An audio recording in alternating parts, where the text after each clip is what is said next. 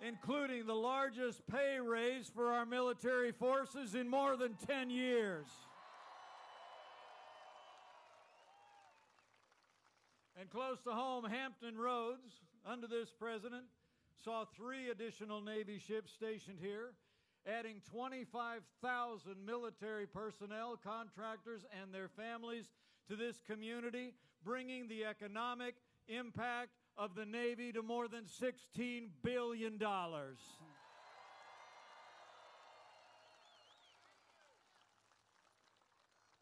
But beyond the investment, I have to tell you, as the proud father of a United States Marine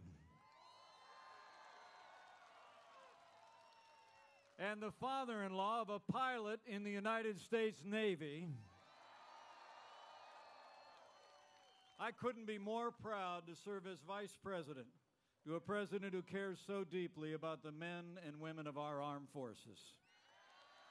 Under President Donald Trump, we are finally giving our soldiers, sailors, airmen, Marines, and Coast Guard the resources and the support they deserve to accomplish their mission and defend this nation.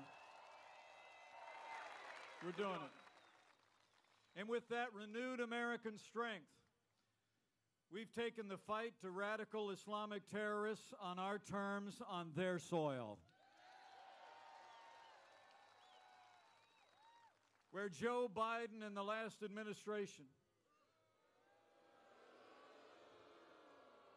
oversaw the reckless withdrawal of troops from Iraq, with ISIS capturing an area the size of Pennsylvania. Under our commander-in-chief, the armed forces of the United States captured the last inch of ISIS territory, crushed their caliphate, and took down their leader without one American casualty.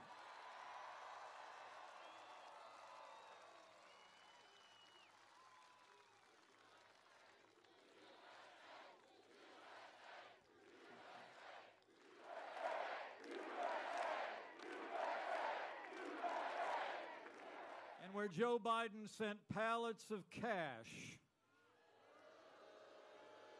to the mullahs in Iran, President Trump got us out of the Iran nuclear deal, gave the order to take down the world's most dangerous terrorist, and Qasem Soleimani is gone.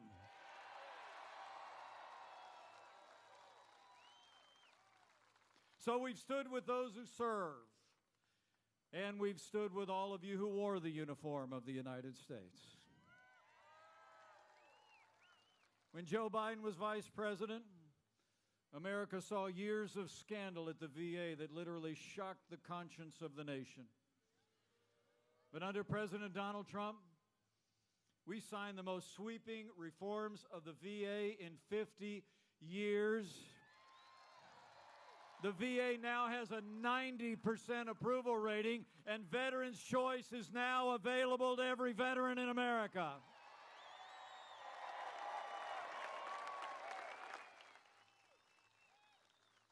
And under this president, in our first 3 years, there's 3 more ways you can describe it. It was jobs, jobs, jobs.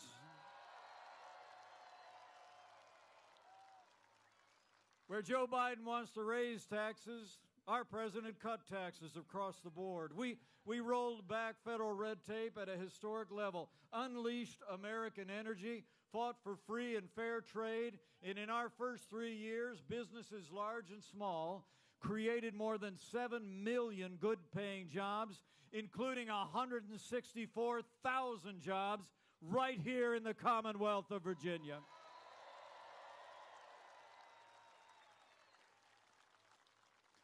And you know, none of that would have been possible without the strong support of Republicans in Congress, like Congressman Rob Wittman and North Carolina's Congressman Greg Murphy.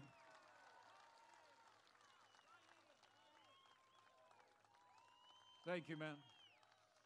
But that's also, Rob will tell you, that's also why we need to send these congressmen back, and we need to send Scott Taylor and Nick Friatas to a new Republican majority on Capitol Hill. We need to retire Speaker Nancy Pelosi once and for all.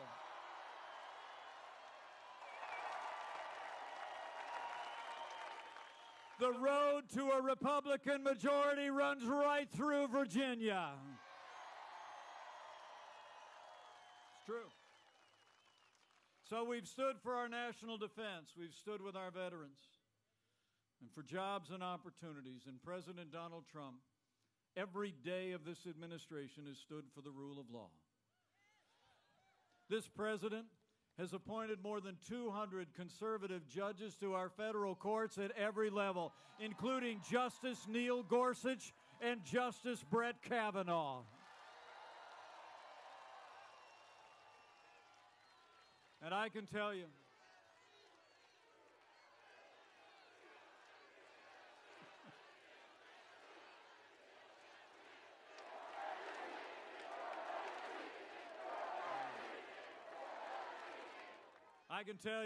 those more than 200 federal judges are all men and women of integrity who will uphold all the God-given liberties enshrined in our Constitution, like the freedom of speech, the freedom of religion, and the Second Amendment right to keep and bear arms.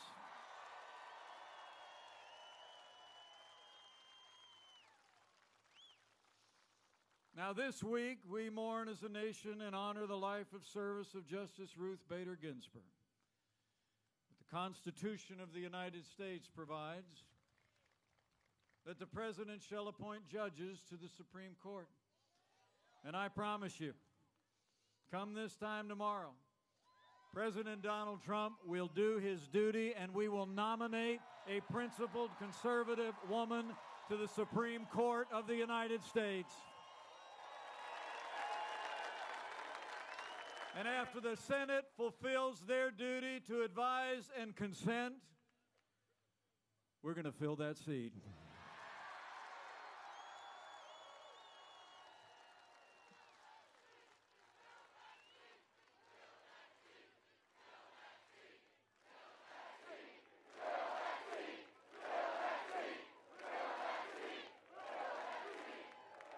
So we've stood for the rule of law every day. And President Donald Trump has stood with the men and women who serve on the thin blue line of law enforcement, and we always will.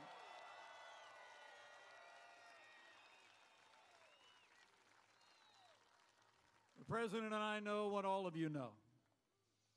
Men and women who serve in law enforcement are some of the best people in this country. And they deserve the respect of every American every day.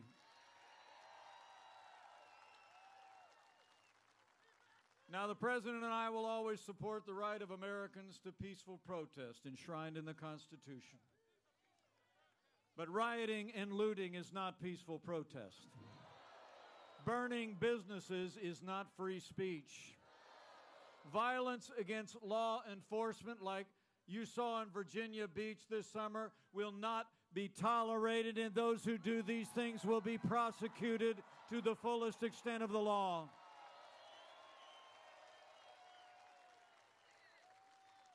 Now, for months, all Joe Biden ever talked about was peaceful protesters, as the American people watch businesses in our communities literally burn.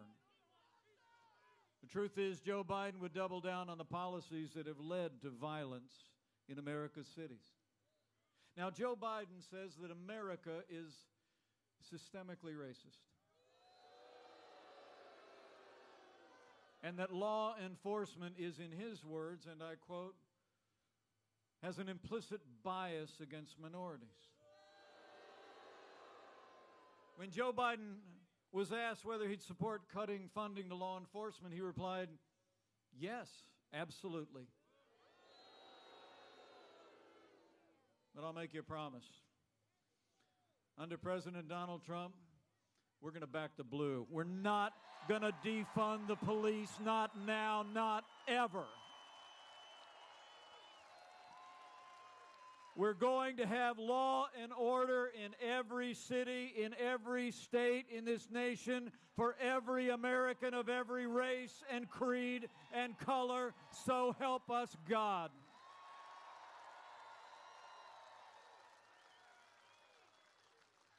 So we rebuilt our military. We revived our economy. We stood for our liberties in law and order. And in 3 short years, we made America great again.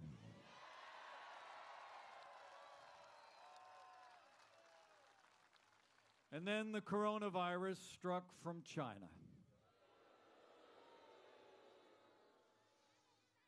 But I'm proud to report to you, before the first documented case of community transmission within the United States even happened, President Donald Trump did what no American president had ever done. He suspended all travel from China, the second largest economy in the world, and saved American lives. Now, Joe Biden said that the president's action was, quote, hysterical and xenophobic. But as the leader of the White House Coronavirus Task Force, I can tell you firsthand, President Donald Trump's actions saved untold American lives, and it bought us invaluable time to stand up the largest national mobilization since World War II. We reinvented testing. We saw to the manufacture and delivery of hundreds of millions of medical supplies to doctors and nurses across the country.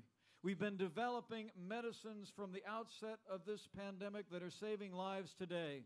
And we are on track, as I stand here today, to have the first safe and effective vaccine for coronavirus before the end of this year. That's what leadership looks like. So thanks to the cooperation of the American people, the extraordinary work of healthcare workers at every level, we're slowing the spread. We're protecting the vulnerable. We're saving lives. And we're opening up America again.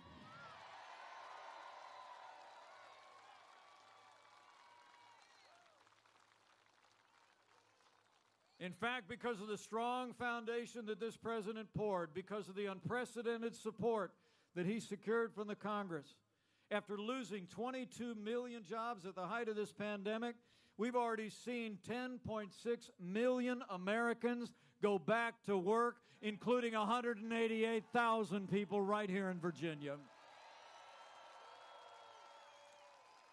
So we've gone through a time of testing. But in 39 days, we're coming to a time for choosing. And the choice in this election has never been clearer. And I think you all know the stakes have never been higher. I mean, think of this contrast. In the middle of a global pandemic, Joe Biden wants to raise taxes by $4 trillion. President Trump, he cut taxes across the board for working families and businesses, and we're going to keep cutting taxes for 4 more years. Joe Biden wants to bury our economy under an avalanche of red tape. He even got his own version of the Green New Deal. President Trump, he actually signed more laws cutting federal red tape than any president in American history, and we're going to keep on chopping for 4 more years.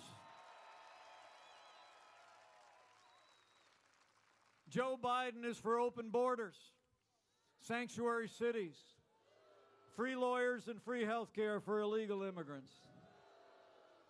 President Donald Trump has made record investments in border security, supported our Customs and Border Patrol and ICE, and we've already built more than 300 miles of a border wall on the southern border of the United States, and with 4 more years, we're going to build it all.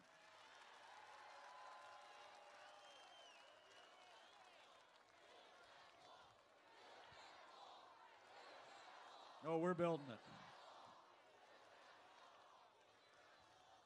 And when it comes to international trade, Joe Biden has been a cheerleader for communist China for decades.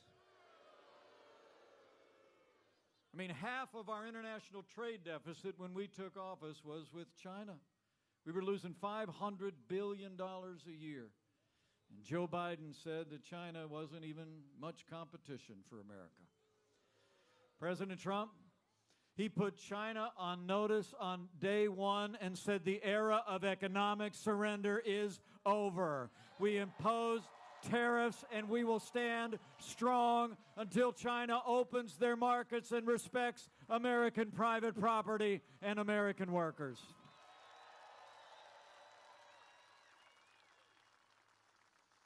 And when it comes to values, Joe Biden and the Democratic Party support late-term abortion. And Joe Biden supports using taxpayer dollars to pay for abortion all the way up to the moment of birth. And I can tell you from my heart, I couldn't be more proud to serve as vice president to a president who stands without apology for the sanctity of human life. President Donald Trump is the most pro-life president in American history.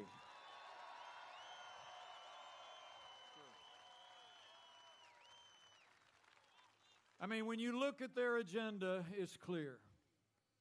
Joe Biden would be nothing more than a Trojan horse for the radical left. Now, Joe Biden said at their convention that democracy is on the ballot. Well, I believe that our economic recovery is on the ballot. I believe that law and order are on the ballot. But I also believe there are things much more foundational to this country that are on the ballot as well. I mean, I can honestly tell you, I think in this election, it's not going to be whether America ends up more conservative or more liberal, more Republican or more Democrat. I think